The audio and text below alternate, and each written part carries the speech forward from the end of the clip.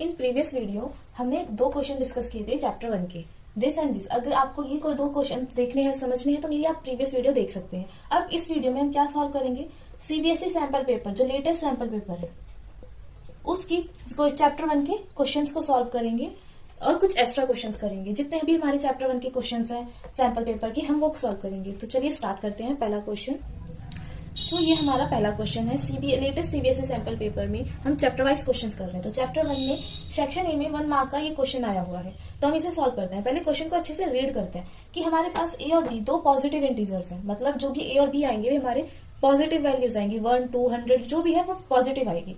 Such that अब ए हमारे पास ये है, बी ये है, और पी क्यू इनमें क्या है, पी और क्यू प्राइम नंबर्स हैं। प्राइम नंबर्स क्या होते हैं, जो हमारे खुद ही, मतलब जिनके सिर्फ 2 फैक्टर, एक ही फैक्टर होता है, एक तो 1 और वो खुद इटसेल्फ, जिनके फैक्टर्स ये होते हैं वो हमारा प्राइम नंबर होता है। इन अदर वे हम ये भी कह सकते हैं जो किसी भी टेबल में ना आए, जो सिर्फ अपने आप से कटते हो, डिवाइड होते हो, तो उन्हें हम प्राइम नंबर्स कहते हैं। ओके, सो हम अब करने वाले हैं ये, हमें एचसीएफ गिवन है ये और एलसीएम गिवन है ये। हमें क्या निकालना है, m plus n multiply r plus s। तो हमें इस m की, इस n की, r और s की वैल्यू चाहिए। तो इसके लिए हम क्या करेंगे, हम पहले लिखते हैं a is equal to P Q into Q 4। Into ही तो है बीच में, जब डॉट है तो इसका मतलब इंटू है। b को हम कैसे लिख सकते हैं, p स्क्वायर इंटू क्यू की पावर q। अब देखिए हम यहाँ नहीं देखते हैं, हम यहाँ देखते हैं, ये 2 चीजें हैं, हम इसका एचसीएफ निकालते हैं। अब देखिए एचसीएफ क्या निकलेगा, a और b का। ए और बी का एचसीएफ निकालने के लिए हमें पावर्स देखनी पड़ती है। दोनों में p है, लिख लीजिए p इंटू क्यू है, दोनों में लिख लिया हमने। अब पावर देखिए, p पर सबसे कम मिनिमम पावर कौन सी है, वो 2 है, तो हम यहाँ पे 2 लिख सकते हैं। क्यू पे से मिनिमम पावर कौन सी है, 4 और 3। 4 बड़ा होता है, 3 छोटा होता है, मिनिमम 3 हो गई, तो 3। ये हमारा क्या हो गया, पी स्क्वायर क्यू क्यू, ये हमारा एचसीएफ हो गया। अब देखिए हमें एचसीएफ क्या गिवन था, पी की पावर एन क्यू की पावर एन, हम लिख सकते हैं पी की पावर एन क्यू की पावर एन। अगर हम कंपेयर करेंगे तो हमारा क्या आएगा, m की जगह 2 आएगा और n की जगह 3 आएगा, ये 3 है। तो देखिए यहाँ लिख सकते हैं m की वैल्यू हो गई हमारे पास 2 और n की वैल्यू आ गई हमारे पास 3। ओके, सो अब देखिए, अब एलसीएम निकालेंगे। एचसीएफ समझ आ गया, अब एलसीएम देखिए। एलसीएम के लिए भी हम क्या करेंगे, p और q को लिख लेंगे, क्योंकि एलसीएम में तो हमारे क्या होता है, लीस्ट कॉमन मल्टीपल, हर मल्टीपल आएगा। ठीक है, जितनी वैल्यूज है सब आएंगी, p है q है, बस यही है, इन्हें लिख लीजिए। अब पावर देखिए, अगर हम एचसीएफ की बात करें, हम मिनिमम पावर लेंगे, क्यों कौन सी लेंगे, मिनिमम पावर। ओके, और एलसीएम की बात करें तो मैक्सिमम पावर लेंगे। ओके, ये पावर्स है हमारी। तो अब देखिए 3 और 2 कौन सा बड़ा है, हमारा 3 बड़ा है, ये मैक्सिमम 3 है, तो पी के ऊपर 3 आ जाएगा, पी की एक्सपोनेंट जो है वो 3 होगा। अब क्यू में देखिए, क्यू में बिग कौन सा है, मैक्सिमम कौन सा है, 4 है, 4 लिख लीजिए। तो अब हमारा एलसीएम कितना आया, पी की पावर क्यू, क्यू की पावर 4। ये हमारा क्या हुआ, एलसीएम हुआ। और हमें क्वेश्चन के अकॉर्डिंग एलसीएम क्या गिवन था, p की पावर r और q की पावर s, p की पावर r q की पावर s। तो देखिए इसमें अब r की वैल्यू क्या आ गई, कंपेयर करें तो p की पावर r है और p की पावर 3 है, तो r की वैल्यू क्या आ गई हमारे पास 3 और s की वैल्यू क्या आ गई हमारे पास 4। ठीक है, यहाँ तक क्वेश्चन समझ आया। अब आगे देखिए m प्लस n, अब m ये है n ये है, लिख लीजिए 2 प्लस 3, देखा, r प्लस s, r कितना है 3, s कितना है 4। ठीक है, 2 प्लस 3 कितना होता है 5, मल्टीप्लाई 3, 4 प्लस 3 7, तो हमारा जो आंसर आया वो है 35। ठीक है, ऑप्शन के अकॉर्डिंग जो हमारा सेक्शन ए का 1 मार्क का क्वेश्चन है, ये एमसीक्यू है, तो इसमें ऑप्शंस गिवन है, तो ये हमारा आंसर है, ये सी ऑप्शन में है, तो हमारा आंसर ये है, 35 हमारा आंसर हुआ। ओके, अब हम ये क्वेश्चन आई थिंक आपको अच्छे से समझ आ गया होगा। अब हम नेक्स्ट क्वेश्चन पे चलते हैं। देखिए अब हमारे पास ये 19 क्वेश्चन है, ये भी 1 मार्क का है हमारे पास। तो इसमें हमारा क्या है, असर्शन और रीजन क्या होता है, मतलब हमें एक स्टेटमेंट दी है कि प्रोडक्ट है 2 नंबर का 5780 और उनका एचसीएफ हमारे पास 17 है, तो उनका एलसीएम 340 आएगा। ओके, और हमारा रीजन है HCF is always a factor of LCM. तो हमें बताना है कि ये दोनों सही है, ट्रू है या फिर फॉल्स है, और ट्रू है तो क्या ये रीजन, इसके लिए करेक्ट एक्सप्लेनेशन है कि इस रीजन की वजह से ही हम एलसीएम निकाल सकते हैं। तो चलिए इसे सॉल्व करते हैं। हमने पढ़ा है कि हमारे पास क्या आइडेंटिटी होती है, product of 2 number is equal to LCM into HCF, ये होता है। अब हमारे पास प्रोडक्ट ऑफ 2 नंबर कहाँ गिवन है, ये कितना है 5780, एचसीएफ क्या है 17, हमें एलसीएम निकालना है, एचसीएफ हमारे पास 17, क्योंकि हमें एलसीएम बताना है कि ये 340 ही आएगा। तो अब एलसीएम देखिए 5780 अपॉन 17 डिवाइडेड बाय 17। तो जब हम 17 से इसकी डिवाइड करेंगे तो हमारे पास आंसर क्या आएगा हमारे पास आंसर आएगा 340। ओके, हमारे पास करेक्ट आंसर आ गया कि एलसीएम 340 ही होगा। जब हम इसमें से इसे डिवाइड करेंगे तो 340 आएगा। मतलब अगर किसी भी दो नंबर का प्रोडक्ट ये 5780 है, एचसीएफ 17 है, तो उनका एलसीएम 340 होगा।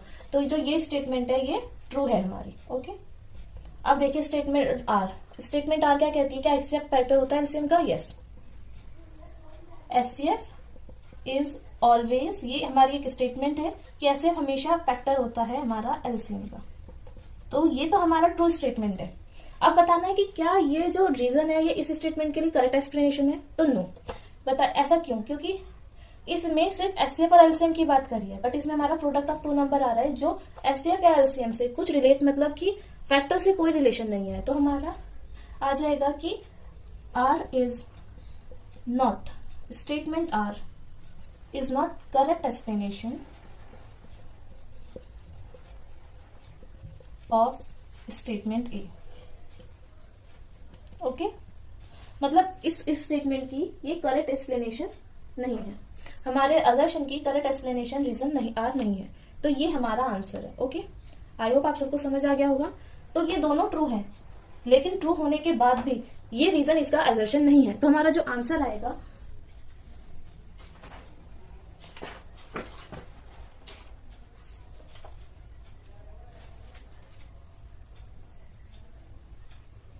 वो हमारा होगा बी। ओके, बी में क्या लिखा है? बी में लिखा है कि A and R true, but R is not correct explanation of A. ठीक है, ये हमारा बी ऑप्शन है और जो इसका ये आंसर है। ओके, तो ये हमारे लेटेस्ट सैंपल पेपर में सेक्शन ए के दो क्वेश्चन थे, एक 1 और एक 19। एक पहला क्वेश्चन था और एक 19। तो टोटल सेक्शन ए में से कितने मार्क्स का क्वेश्चन आया है? 2 मार्क का। ओके, तो अब हम सेक्शन बी पर चलते हैं। सो ये हमारा 26 क्वेश्चन है। Given that root 3 is irrational, अब प्रूव दैट 5 + 2 रूट 3 ही भी इरेशनल है। तो देखिए ये हमारा सेक्शन सी का 3 मार्क का क्वेश्चन है। सेक्शन बी या डी में हमारा कोई भी चैप्टर 1 में से क्वेश्चन नहीं आया है। सेक्शन ए और सेक्शन सी में से आया। तो सेक्शन सी में सिर्फ एक क्वेश्चन है, ये 3 मार्क का। ओके, तो इसे सॉल्व करते हैं। अब देखिए हमें पता है रूट 3 इरेशनल है। ठीक है, हमें प्रूफ ये करना है, तो हम इसका रिवर्स ले लेते हैं। तो क्या कर लें? Let 5 + 2 root 3 is rational. Okay, rational number. ठीक है, तो देखिए अगर 5 + 2 रूट 3 हमारा रेशनल नंबर है तो क्या हम इसे P/Q की फॉर्म में लिख सकते हैं? क्योंकि रेशनल नंबर हमारे क्या होते हैं? जो हमारे P/Q की फॉर्म में लिखे जाएं वो हमारे रेशनल नंबर होते हैं। तो हम इसे रेशनल नंबर कह सकते हैं। तो इसे हम P/Q की फॉर्म में लिख सकते हैं, जिसमें हमारे P एंड Q क्या होंगे? इंटीजर्स होंगे, आर इंटीजर्स। ओके, अब ये तो इंटीजर्स है। अब देखिए यहाँ पे सिर्फ इस साइड हमें सिर्फ रूट 3 को छोड़ना है, बाकी जितना ये पोर्शन है सबको उधर ले जाना है। तो हम कैसे ले जाएंगे? पहले हम 5 को देखते हैं। अब यहाँ पे 2 रूट 3 रखते हैं, ये प्लस में इधर जाके कितना हो जाएगा? -5। ठीक है, अब देखिए यहाँ में सिर्फ रूट 3 को रखना है, तो ये जो 2 है ये जाएगा। अब देखिए अगर लेफ्ट हैंड साइड में पॉजिटिव होता है तो राइट हैंड साइड जाने में वो क्या हो जाता है? नेगेटिव। अगर हमारे पास लेफ्ट हैंड साइड में मल्टीप्लाई में है तो राइट हैंड साइड जाने पर क्या होगा? डिवाइड होगा। तो 2 हमें इधर ले जा सकते हैं, P/2Q माइनस के 5/2। हम इसके नीचे भी डिवाइड करेंगे, इसके नीचे भी डिवाइड करेंगे। ओके, या फिर हम इस तरह भी लिख सकते हैं। इसमें अगर आपको प्रॉब्लम है तो आप देखिए यहाँ 2 रख लीजिए। यहाँ देखिए हम एलसीएम ले तो ये 5Q हो जाएगा, क्यों? ये 1 है, Q आएगा। तो यहाँ पे Q बनाने के लिए मल्टीप्लाई हम Q से करेंगे तो 5Q हो जाएगा अपॉन Q। अब इस 2 को हम डिवाइड में ले जाए, P - के 5Q / 2Q। ठीक है, ये आ गया समझ में? तो देखिए ये किस फॉर्म में आ गई? हमारी P/Q की फॉर्म में है, न्यूमरेटर और डिनोमिनेटर की फॉर्म में है। तो ये हमारा क्या है? एक रेशनल नंबर है। तो ठीक है, हम बोल सकते हैं P - के 5Q / 2Q is rational number. Okay, so देखिए अगर हमारे पास ये रेशनल है, मान लीजिए हमारे पास ये रेशनल है, तो इसके इक्वल टू में क्या आएगा? ये भी रेशनल होगा। कभी भी क्या rational is equal to irrational हो सकता है? कभी भी नहीं हो सकता। अगर ये रेशनल है तो ये भी इरेशनल होगा। So root 3 is rational number. Root 3 हमारा क्या हो जाएगा? रेशनल नंबर हो जाएगा।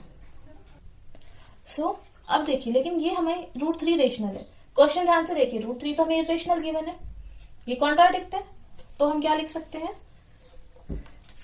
बट दिस इज कॉन्ट्राडिक्शन, ये एक कॉन्ट्राडिक्शन है क्या, डेट √3 इज इरेशनल, √3 तो हमारा इरेशनल है। और कॉन्ट्राडिक्शन का मतलब क्या होता है, मतलब कि ये तो एक गलत स्टेटमेंट दे रहा है कि √3 तो इरेशनल है, बट हमने √3 रेशनल माना। इसका मतलब क्या है कि जो हमारा पहला एग्जाम्पशन था, ये वाला एग्जाम्पशन, ये क्या हो गया, रॉन्ग हो गया, ये रॉन्ग है, तभी तो हमारा कॉन्ट्राडिक्शन आया है। तो हम कह सकते हैं so our assumption is wrong, हमने जो माना है वो हमारा क्या है, गलत है। हमने माना क्या था कि 5 + √3 इरेशनल है, तो ये गलत है, तो क्या हो जाएगा, hence 5 + 2√3 is irrational, hence proved। आया समझ में कि हमने इस तरह प्रूफ किया कि हमने रेशनल माना, रेशनल की कंडीशन क्या होती है ये दी, ठीक है। तो हमने कंडीशंस को सॉल्व करके इसे सॉल्व किया है। अब देखिए सेक्शन ए और सेक्शन बी, सेक्शन सी, दो में से क्वेश्चंस आए हैं। सेक्शन ए में से 2 मार्क का आया है और सेक्शन सी में से 3 मार्क का ये अकेला क्वेश्चन आया है, तो टोटल कितने हो गए, 5 मार्क के क्वेश्चन, ठीक है। तो चैप्टर 1 में से अगर हम बात करें लेटेस्ट सीबीएसई सैंपल पेपर की, तो 5 नंबर का क्वेश्चन, 5 नंबर में बना है चैप्टर 1, 5 नंबर के क्वेश्चन आए हैं इसमें। सो अगर हमारे ये कॉन्सेप्ट क्लियर हो जाता है तो 5 नंबर तो हमारे पक्के हैं। तो इसलिए आप लोग इसमें और अच्छी तैयारी कीजिए। मैंने लेटेस्ट सैंपल पेपर भी बना दिया है, मेरे कुछ शॉर्ट्स हैं जिसमें मैंने अलग अलग टाइप के क्वेश्चंस दिए हैं, वो देख सकते हैं, या फिर मेरी इससे प्रीवियस वीडियो में मैंने 2 क्वेश्चन अलग टाइप के कराई हैं एनसीईआरटी से, आप वो देख सकते हैं। ओके, सो आज हम सिर्फ लेटेस्ट सीबीएसई सैंपल पेपर करेंगे और मैं इससे अगली वीडियो में अगर कुछ एक्स्ट्रा क्वेश्चंस होंगे भी लेकर आऊंगी, नहीं तो फिर मैं इसमें आपको सेकंड चैप्टर पढ़ाऊंगी। ओके, सेकंड चैप्टर का लेटेस्ट सीबीएसई सैंपल पेपर करेंगे। ओके, तो आपको अगर ये वीडियो पसंद आई तो प्लीज लाइक, शेयर और सब्सक्राइब जरूर करिएगा। Thank you.